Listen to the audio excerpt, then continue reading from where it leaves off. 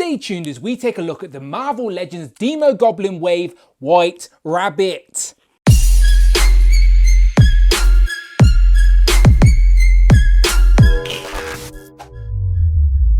Pow and welcome back to the channel, Dan Who Reviews. As always, my name is Dan W. Make sure you are following me on Instagram at It's Dan Who. Today we continue looking at the Marvel Legends Demogoblin Wave, and in front of me we have Marvel's White Rabbit. Now I know what some of you were thinking. Who is she? She is a Z-list villain. Hasbro are digging from the bottom of the barrel. But for me personally, she was one of my most anticipated, and I really do think she is going to be the sleeper hit of this wave, because she also comes with the Demogoblin glider for the Build-A-Figure piece, and I know a few people are going to be wanting extras of that for their Carnage Goblin that come out last year without a glider. But even still, the figure is very, very nice. The paint apps look clean, and I really always have liked the character design of the White Rabbit. She was on one of my personal wish lists for Marvel Legends not so long ago, and I'm really glad that Hasbro have got round to making her. She's like a cross between a Playboy bunny inspired by Alice in Wonderland White Rabbit.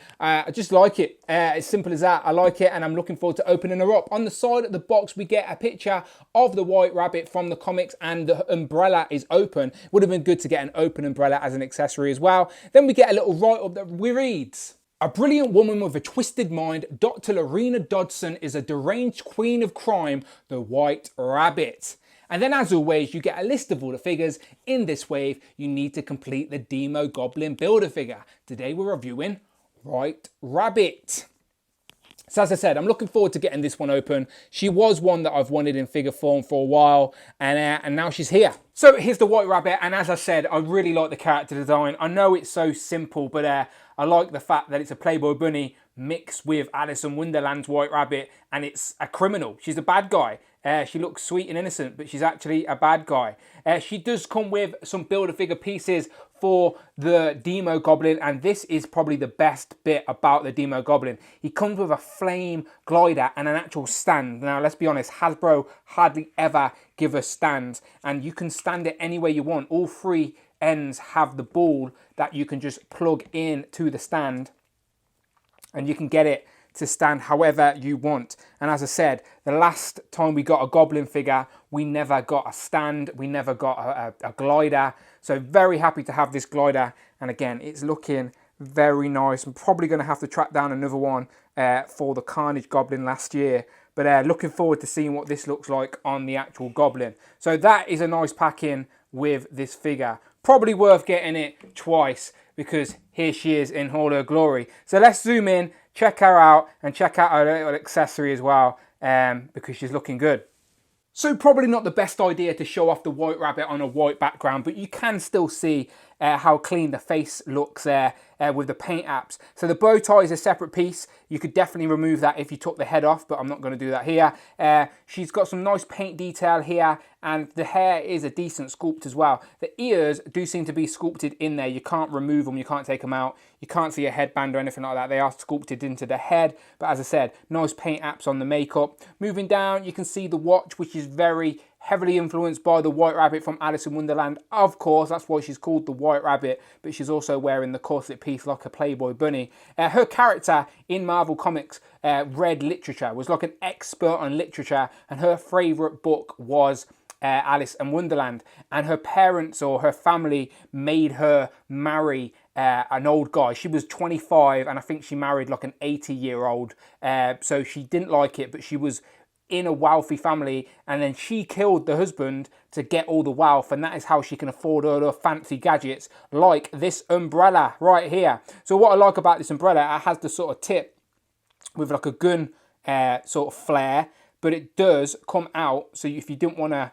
shooting anyone with her umbrella, she can just hold it. I did mention it would have been nice to get an umbrella accessory that was actually open as well, as that would have been a cool display piece, but it is nice to still have the little umbrella with or without the little gun bullet, and of course you could probably use that on some guns if you wanted to, but it does plug in the front, not a problem at all. So yes, she's rich, that's why she can afford all her gadgets and little robot rabbits and whatnot, but she wanted some danger and some excitement in her life, and that is why she decided to become a criminal. but she doesn't need to rob anyone because she's very rich from her inheritance after killing her old rich husband. I like the jacket. I think that's reused from Scarlet Witch, I believe.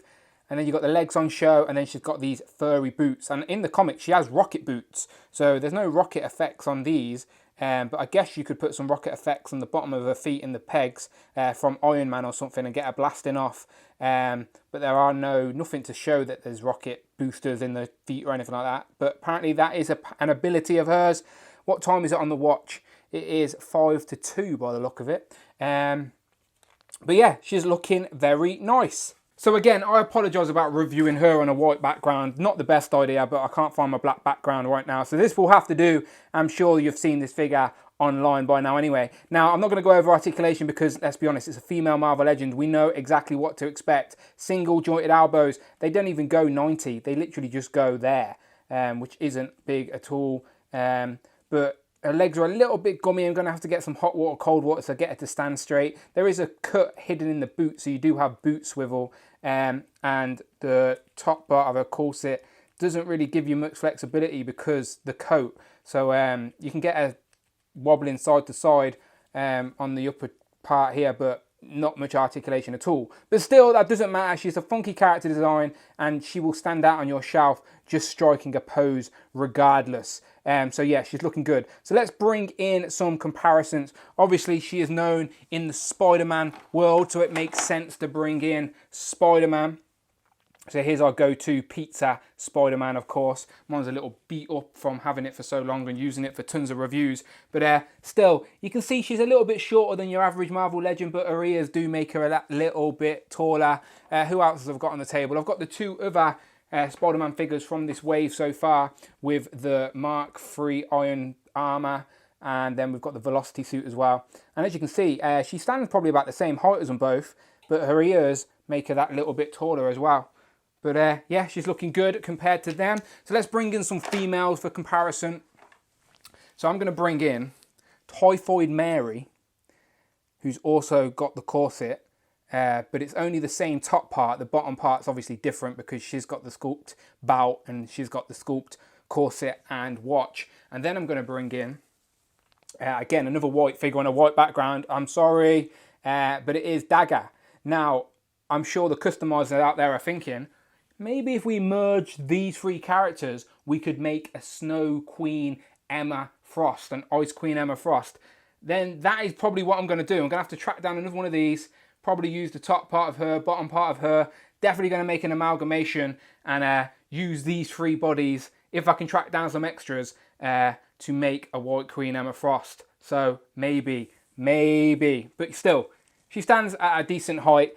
Just the ears make her stand out that little bit more.